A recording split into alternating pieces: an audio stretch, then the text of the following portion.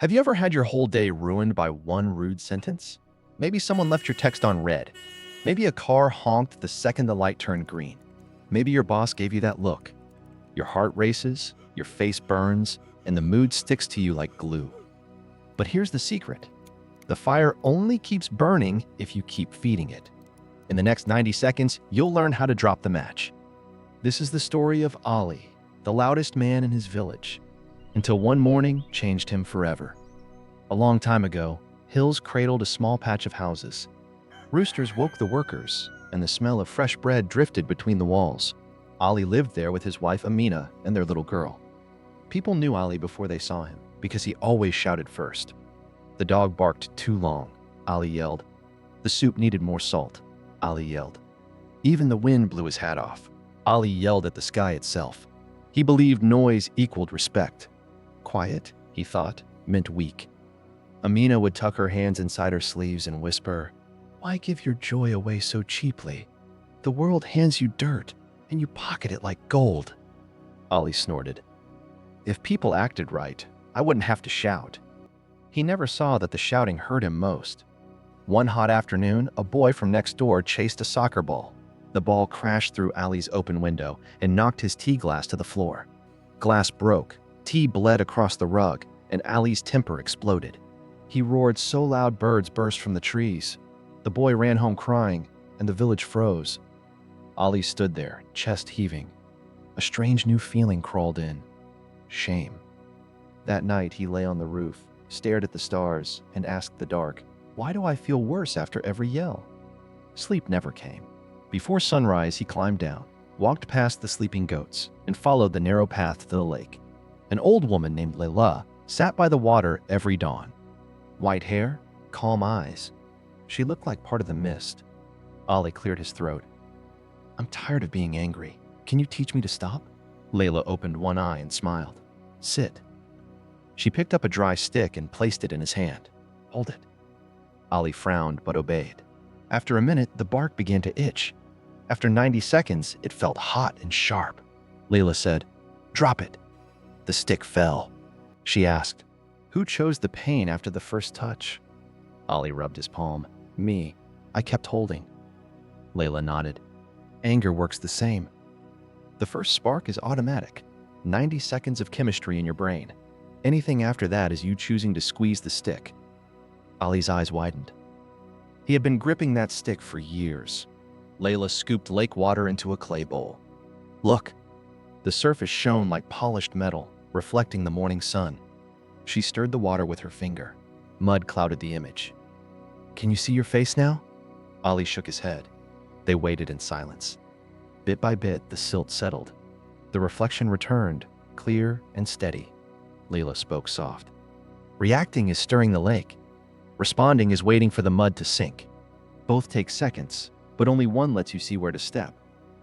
Ali felt something loosen inside his chest, like a knot finally slipping free. Layla stood. "Practice today. When the world throws a stone, picture an empty boat drifting by. No captain, no aim, just wood on water. Step aside." Ali walked home lighter, as if the stick he carried all these years had finally been left on the shore. At the market, the spice seller shortchanged him. Old Ali would have slammed the coins on the scale. New Ali felt the heat rise, counted 4 slow breaths, and walked away. The seller called after him, "Come back, I made a mistake." Ali smiled over his shoulder. "Fix it for the next person." Word spread. The loud man forgot how to shout. A week later, neighbor Hassan teased him at the cafe. "Lost your roar, old lion? Need me to teach you how to growl again?" Laughter rippled through the tables. Ali's chest tightened, but he pictured the empty boat. He sipped his tea, then said, "Still a lion, just not in cages anymore." The room quieted. Hassan blinked, unsure whether he had been complimented or corrected. Ali paid his bill and left, heart steady. Children copied his trick. Whenever someone pushed them, they pressed palms together, breathed, and chanted, "Empty boat, empty boat." The village sounded softer, but change never arrives in a straight line. One evening, Ali's daughter spilled ink across the tax papers he had stayed up finishing. Black rivers ran over numbers he had calculated for hours. The 90-second spark flared. Old habit rose like a wolf. He opened his mouth. then saw her tiny fingers tremble. He clamped his lips, turned away, and punched the cushion. The cushion did not punch back. Tears filled the girl's eyes. "I'm sorry, Baba." Ali knelt, hugged her. "I almost forgot the lesson. The fault was mine for leaving the ink so close." That night, he returned to the lake, ashamed. Layla listened as he poured out the failure. She tossed a pebble into the dark water. Did the lake throw the stone back? Ali managed a weak laugh. No. Practice is falling and rising again. Each stumble smooths the path. She placed the same dry stick in his hand. Hold if you wish, or drop and be free. Ali let it fall immediately. The sound of wood on earth felt like victory. Festival day arrived. Music, drums, sweet smoke of grilled corn drifted between bright flags. Ali walked with his family, carrying honey cakes. A stranger, drunk on date wine, bumped him hard. Honey cakes flew, landing upside down in the dust. The man sneered. "Watch your feet, goat." Villagers hushed. Eyes turned to Ali, waiting for the famous thunder. Ali felt the familiar surge, cheeks hot, fists curl. He looked at the cakes, then at the crowd, then at his daughter clutching his sleeve. 90 seconds ticked inside him like a pocket watch. He breathed once, twice, 3 times. The heat cooled. He knelt, righted the cakes, brushed off the dirt, and offered the tray to the stranger. "Peace to your day." The ground needed sweetness. The drunk stared, confused. Someone clapped. Another joined. Soon the whole square rang with applause. The stranger lowered his head, muttered thanks, and stumbled away.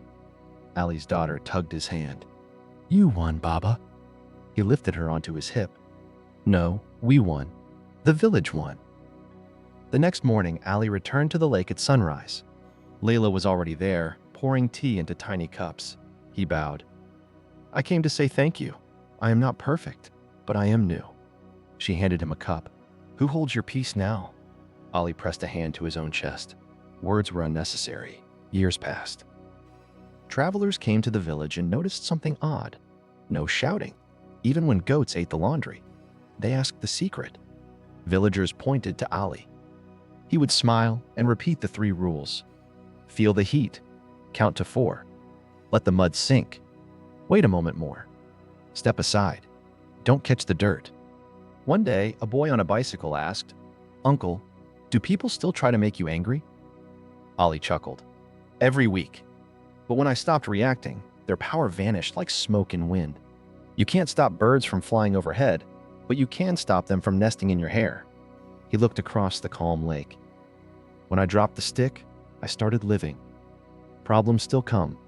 Messages stay unread. Cars still honk. Looks still cut. But I choose the second arrow I shoot at myself, and I keep the quiver empty." He tapped the boy's handlebars. "Next time someone throws dirt, picture an empty boat. Step aside.